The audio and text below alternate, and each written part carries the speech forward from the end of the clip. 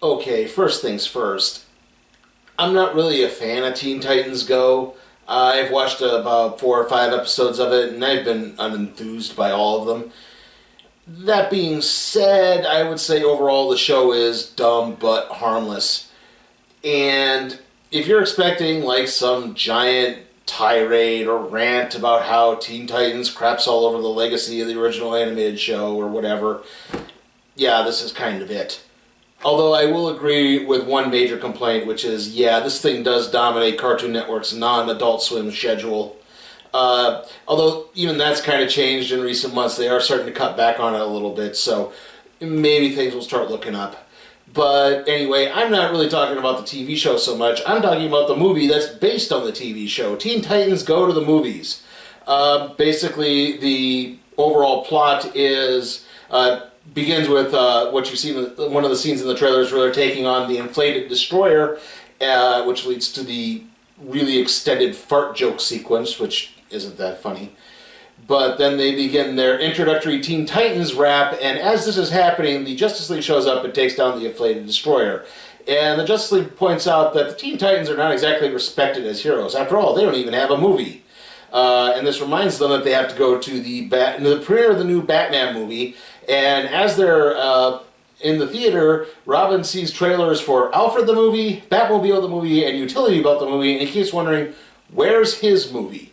That he feels he's a valid hero, and he sort of sets out to try to make his own movie, basically, or get his own movie, to be more precise.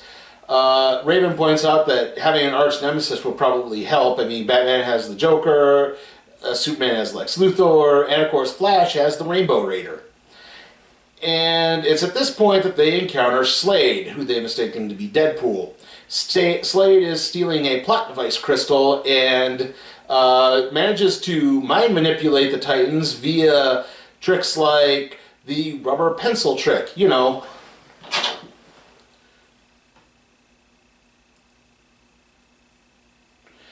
And then he does the thumb trick. And then he just does the, hey, look over there. And that finally works.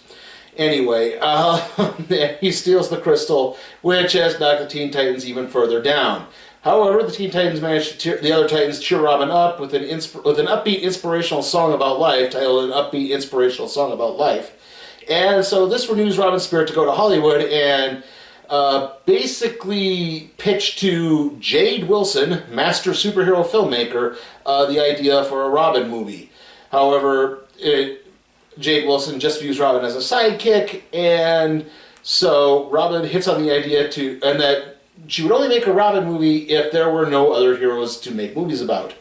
So this hits on the idea for Robin to travel back in time and undo all the superhero origins.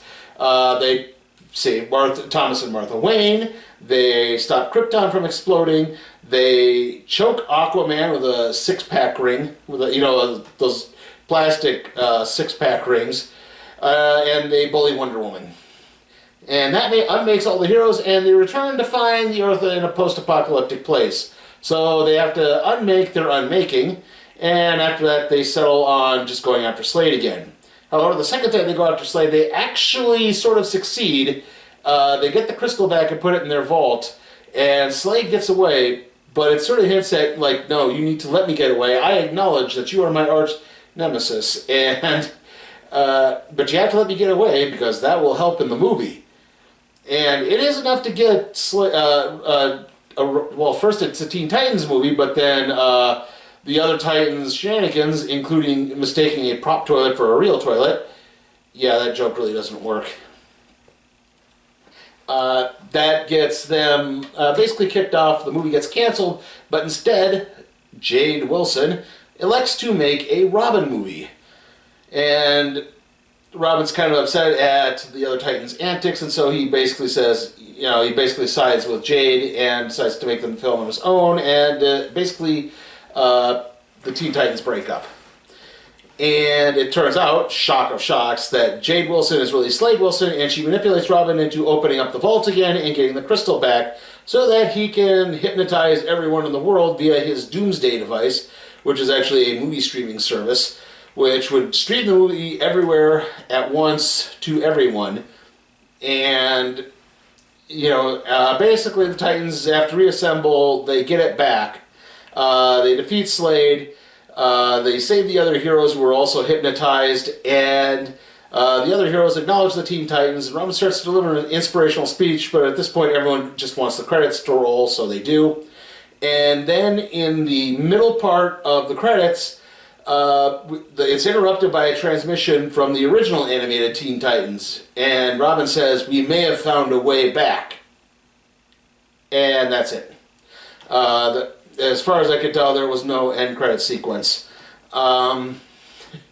So this movie did have some high points, but overall, I just wasn't very enthused by it. Most of the really good jokes were in the trailer.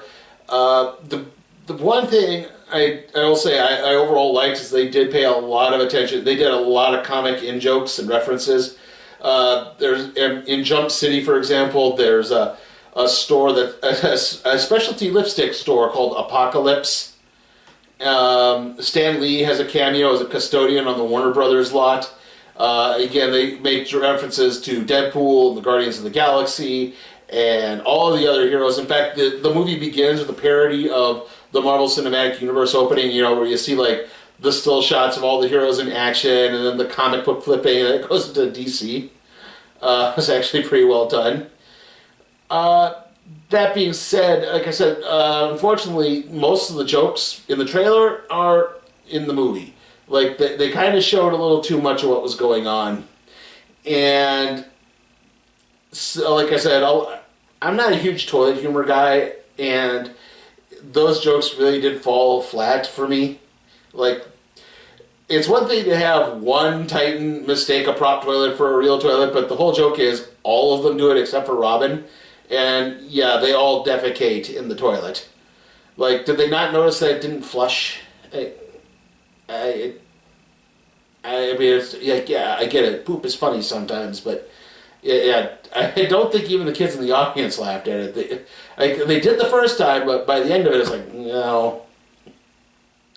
Like I said, again, I found the movie, and that's just kind of the way the movie went. Like, some of the jokes were really funny, and then some of them just really weren't. It was complete average all the way through. If you have a kid and they're a Teen Titans Go fan, they're probably going to like the movie. But to the average Joe Q public, I really can't overall recommend it. So I am going to give Teen Titans Go to the Movies a C. Must-See TV becomes NBC's Star-Crossed Thursday. First on Friends, Caroline shows up to meet Ross's son. Where's your baby? Then Ross is on the single guy, and they each think the other one's, well, hey. And it's a silly, willy, little Seinfeld. You're Schmoop. You're Schmoop. You're Schmoop. You're Schmoop. Then Chandler turns up on Caroline. Can he win Annie's heart? Be yourself. NBC Star-Crossed Thursday this week. Oh, I forgot one other thing. Before the movie, there was actually a short for the, I think, what are they called? DC Superhero Girls. Basically, it's like the teenagers. It's like Wonder Girl and Supergirl and Batgirl. And there's a Green Lantern whose name escapes me at the moment. And I think Power Girl's in there too. I may be wrong on that. But they're all together. They have like their little superhero team. And basically, this revolved around Batgirl getting a call about Mr. Freeze attacking someone in Gotham. And she can't go out because her father, Jim Gordon, is still awake. She has to wait for him to go to sleep. And she shows up, and that's how it ends. She manages to get out, and that's how it ends. Like, unfortunately, I mean, it was worked on by talented people. It's Lauren Faust and M.A. Larson, who you might know for My Little Pony: Friendship is Magic. But, like I said, and I know it's a short, but this was almost too short because not much really happened. Like, I kind of wish they had just... It's like, it was only about 2 minutes long, so it really didn't add much to it at all. Okay, on to the trailers here, just a sec. And, yeah, we actually have a few new trailers, at least. I guess going from movies that are PG-13 or R-rated to a family rated to a family feature does help a little bit. So you get a more eclectic mix. That being said, we did have a few repeats. We had Axel again. I don't know if you remember that one. That's the robot dog. It's like Short Circuit, except instead of just an overall robot, it's a robot dog. We had Christopher Robin again. New trailer, Dog Days, about dogs. People with dogs and how they're all working and how they all sort of inadvertently play a part in trying to raise funds for a no-kill shelter. After that, we had Smallfoot again. After that, we had House with a Clock in Its Walls. That's a Jack Black movie about a kid who finds out he's part warlock and who lives in a house that was owned by an evil warlock, and they're trying to figure out like the house's mysteries. And to be honest, it actually looked really good. I know also the Goosebumps movie is coming out soon too, so at least that seems to be looking up. And we ended on Ralph Breaks the Internet, Wreck-It Ralph 2. Anyway, next movie is going to be Christopher Robin. If you're watching this, I'll be on my blog. If you're watching this, let me rephrase. If you're watching this on my blog, I'm going to put an itinerary for the next 2 months worth of movies. The last week of August, I'm taking off again because there's just nothing coming out, unfortunately. After that, into September, there's some stuff too. Like I said, the next movie is going to be Christopher Robin. After that will be The Meg. And like you can see the rest of the itinerary there. If you're watching this on YouTube, I'll put a link in the show description to the blog. And after that, next video after that will be, excuse me. I'll do the Starman Omnibus random trade review. See you all next time.